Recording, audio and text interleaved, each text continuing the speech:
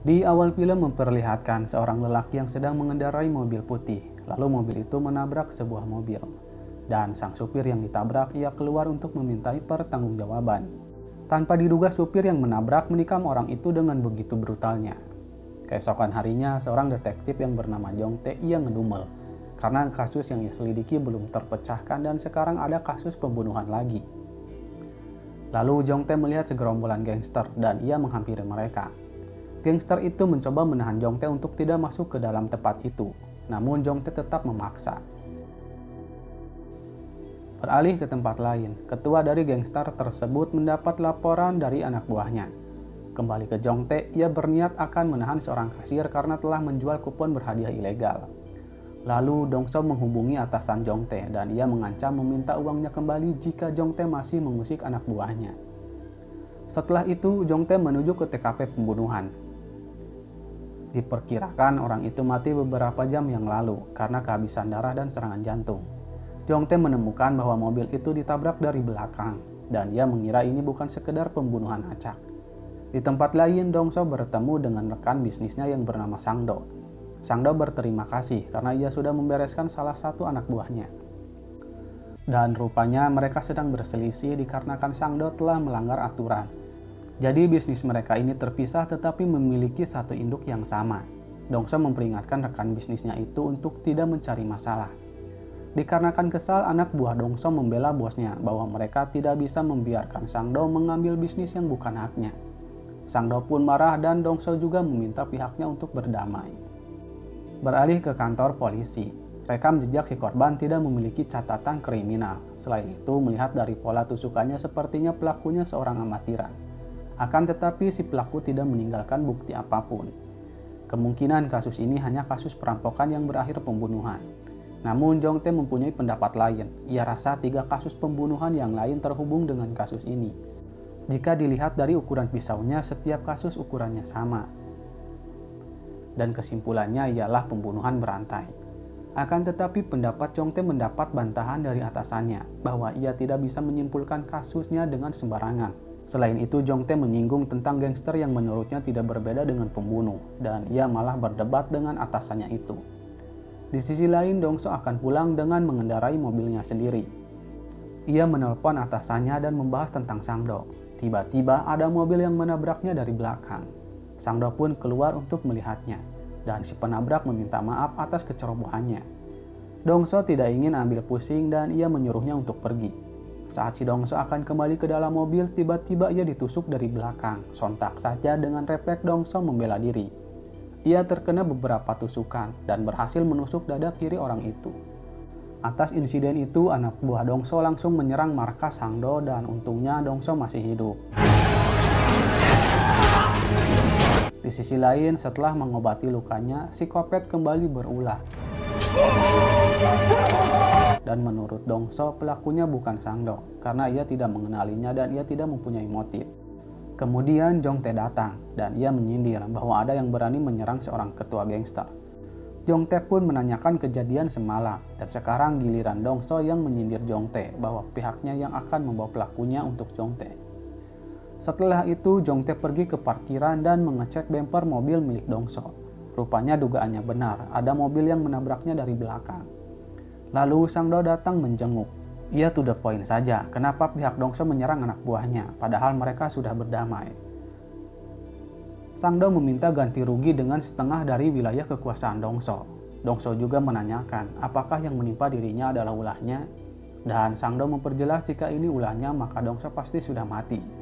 Tapi Sang Do juga penasaran siapa yang berani menyerang Dong So. Kembali ke Jong Tae, ia meminta kepada atasannya untuk mempercayakan kasus yang sedang terjadi kepada dirinya. Karena ia sangat yakin pelakunya ada orang yang sama, dan untuk yang pertama kalinya ada korban yang selamat yaitu Dong So. Jong Tae terus membujuk atasannya, namun menurut atasannya itu kasus Dong So adalah kasus antar komplotan dan ia akan menugaskan tim yang lain.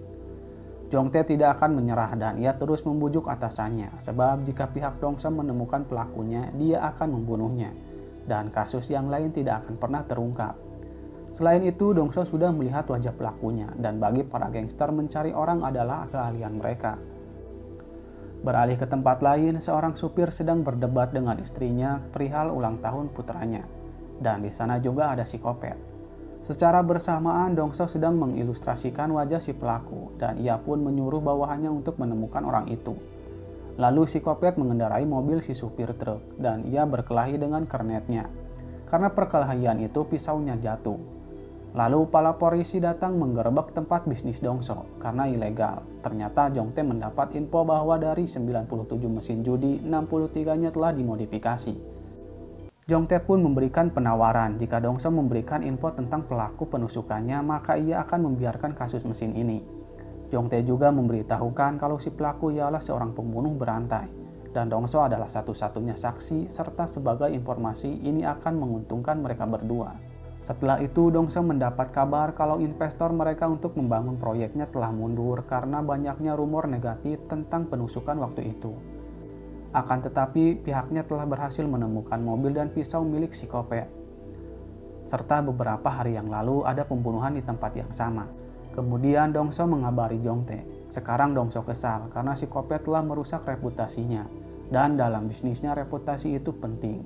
Tanpa berbasa-basi, Dongso ingin bekerja sama dengan Jongtae dan berbagi informasi, tapi yang pertama menangkapnya ia yang akan membawanya. Jongtae pun menyetujui persekutuan ini. Tanpa sepengetahuan Jongtae, pembicaraan mereka telah direkam dan itu untuk jaminan kerjasama. Lalu Jongtae merekrut 2 anak buahnya dan mereka pun memulai penyelidikannya. Bukan hanya itu, Jongtae berencana setelah menyelesaikan kasus ini ia akan menangkap para gangster itu. Di tempat lain, anak buah Dongso membunuh Sangdo dengan pisau milik si Kopet. Keesokan harinya, Jongtae menemui Cha Sojin untuk memeriksakan sampel darah dan rambut. Karena kematian Sangdo, kepala kepolisian memarahi bawahannya, sebab kasus yang kemarin juga belum terpecahkan, ditambah lagi sekarang ada gangster yang mati.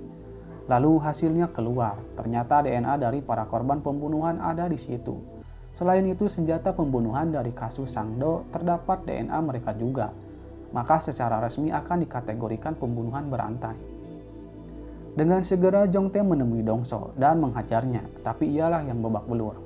Setelah ditanya, Dongso mengakui bahwa pihaknya yang membunuh Sangdo.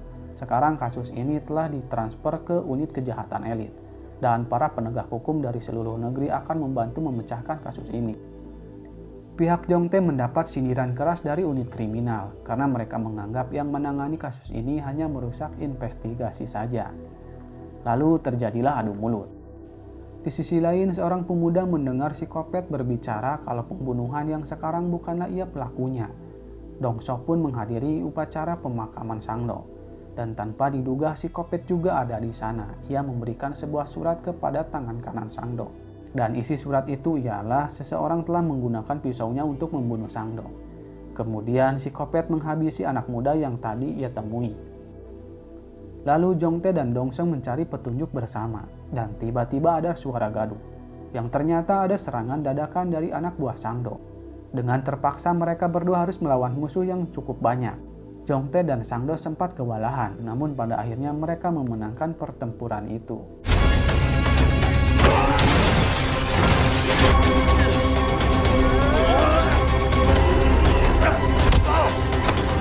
Jongtae berusaha untuk menolong asisten Sangdo yang sedang sekarat, namun apa daya ia tewas karena ulahnya sendiri.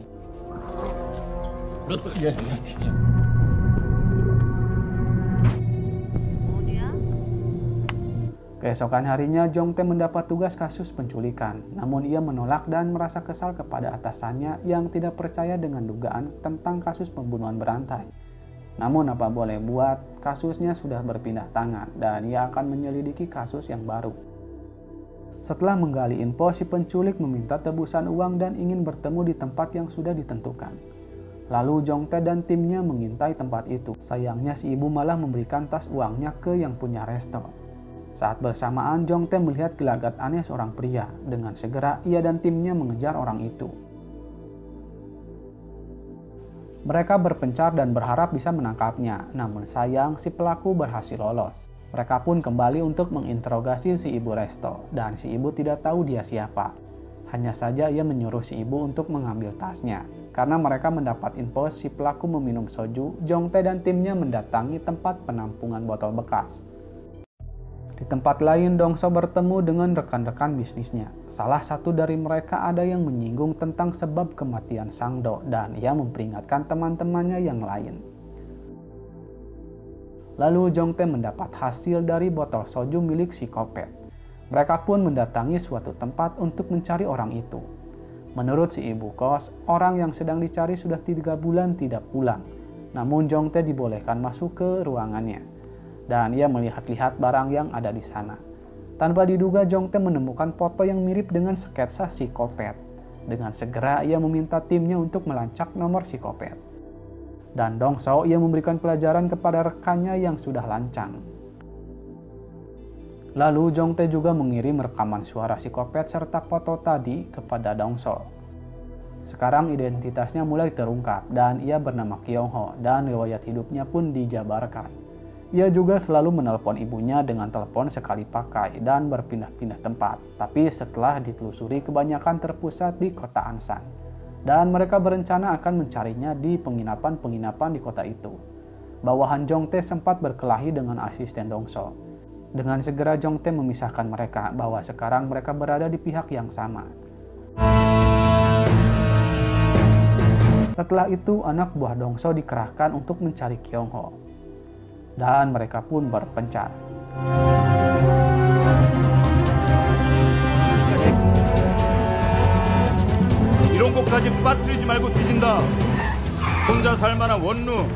Lalu pada suatu pagi, Dongso memberikan payungnya kepada seorang siswi yang kehujanan. Tak berselang lama bis pun datang. Malam harinya mereka melepas penat dengan makan malam bersama. Saat sedang berbincang-bincang, tiba-tiba terdengar berita ada kasus pembunuhan seorang siswi. Dongso yang melihatnya, ia sadar bahwa siswi itu ialah orang yang tadi. Lalu mereka segera bergerak mencari detail daerah yang dilewati oleh bis tadi. Setelah mencari, akhirnya mereka menemukan tempat penginapannya.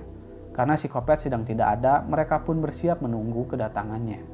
Lalu setelah lama menunggu, akhirnya orang itu pun datang. Akan tetapi ia menyadari bahwa dirinya sedang diintai. Pada akhirnya kejar-kejaran pun terjadi.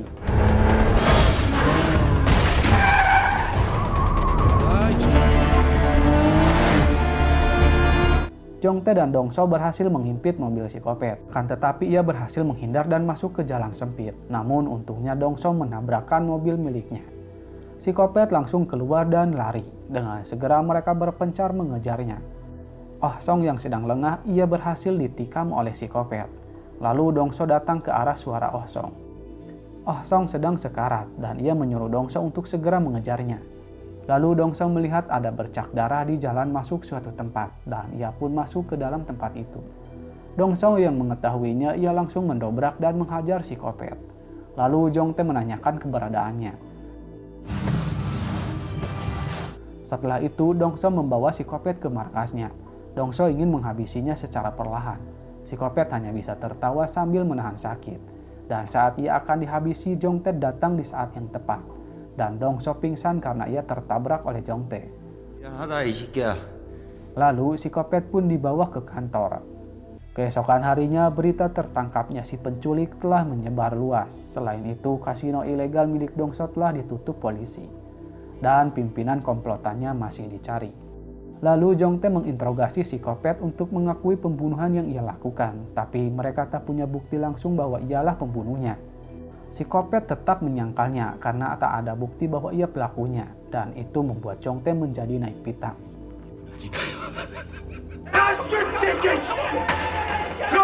Di dalam persidangan pun sama, semua bukti yang ditunjukkan tidak ada hubungannya dengan terdakwa. Akan tetapi mereka mempunyai saksi hidup yang lolos dari usaha pembunuhannya, yaitu Dongso. Jadi sebelum persidangan, Jong-tae mencari Dongso. Dongso pun marah karena psikopat masih dibiarkan hidup. Lalu Jong-tae meminta bantuan Dongso agar hukum bisa membunuh psikopat. Dan ia ingin Dongso menyerahkan diri dan bersaksi, karena kuncinya hanya di dirinya. Kembali ke persidangan, pengacara psikopat nampak keberatan dengan saksi dari jaksa yang merupakan seorang gangster dan juga ia seorang kriminal. Namun semua itu tidak ada hubungannya dengan kasus ini. Dongso pun memberikan kesaksian sesuai kejadian dan ia juga membuat sketsa wajahnya. Pengacara psikopat pun membela kliennya kalau sketsa itu berdasarkan opini satu orang dan tidak bisa dianggap bukti ilmiah yang konkret. Bahkan untuk laporan hasil medis pun mendapat pertentangan dari si pengacara, sebab penikaman bagi seorang gangster adalah suatu hal yang biasa, dan mereka tidak tahu penyebab luka itu. Dongso pun menunjukkan bekas lukanya dan bagaimana semuanya terjadi. Dan Dongso juga menikam dada sebelah kiri si Kopet. Kemudian ia diperiksa, dan benar saja kini semua sudah jelas bahwa dialah pelakunya. Dongso juga menunjukkan surat dari si Kopet untuk asisten Sangda waktu itu. Jadi hal itu ialah usulan dari Jongtae agar memberatkan hukuman si Kopet. Dongso pun ditahan dan si Kopet dijatuhi hukuman mati. Dan kini Jongtae serta timnya naik pangkat, serta Dongso serta anak buahnya ia dipenjara di tempat yang sama. Selain itu, ia juga satu penjara dengan si Kopet. Pada waktu itu Dongso meminta untuk dimasukkan ke satu penjara yang sama dengan si Kopet. Dan sekarang hari pembalasan telah tiba. Film pun selesai. Bijaklah dalam menyikapi sebuah peristiwa. Sampai jumpa di video selanjutnya. Wassalam.